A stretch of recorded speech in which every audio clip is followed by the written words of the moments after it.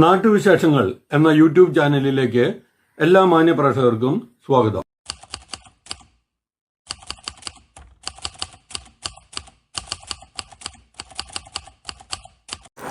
നമ്മളീ കാണുന്നത് തോടല്ല, റോഡിൻ്റെ ഒരു വശമാണ്. ഇത് കണ്ടാൽ വെള്ളച്ചാട്ടമാണെന്ന് സംശയിക്കും. പക്ഷേ ഇത് വെള്ളച്ചാട്ടമല്ല.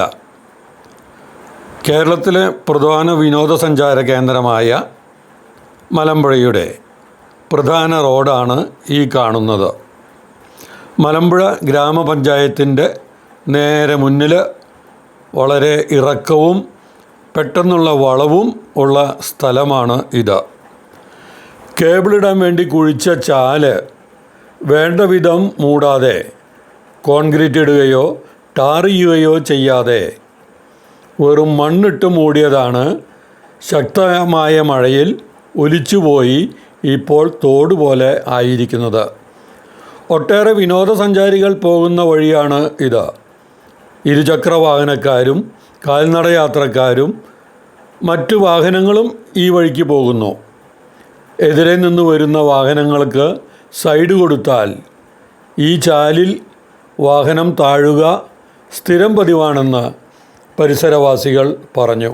മാത്രമല്ല, രാത്രികാലങ്ങളിൽ എതിരെ നിന്നും വരുന്ന വാഹനങ്ങളുടെ ഹെഡ്ലൈറ്റ് കണ്ണിലേക്കടിച്ച് ഇരുചക്ര വാഹനക്കാർ ഈ കുഴി കാണാതെ, ഈ ചാല് കാണാതെ അപകടത്തിൽ പെടാറുണ്ടെന്നും പരിസരവാസികൾ പറയുന്നു.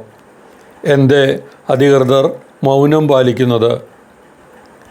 മലമ്പുഴക്കാർക്ക് ഇത് നാണക്കേടല്ലേ എന്നാണ് നാട്ടുകാരും വിനോദസഞ്ചാരികളും ചോദിക്കുന്നത്. കേബിളിടാൻ വേണ്ടി ചാല് കീറിയത് എത്രയും പെട്ടെന്ന് മൂടി കോൺക്രീറ്റ് ഇടുകയോ ഒലിച്ചു പോകാത്ത രീതിയിൽ ടാറിടുകയോ ചെയ്യണമെന്ന വിനോദസഞ്ചാരികളുടെയും നാട്ടുകാരുടെയും ആവശ്യം ശക്തമായിരിക്കുകയാണ്.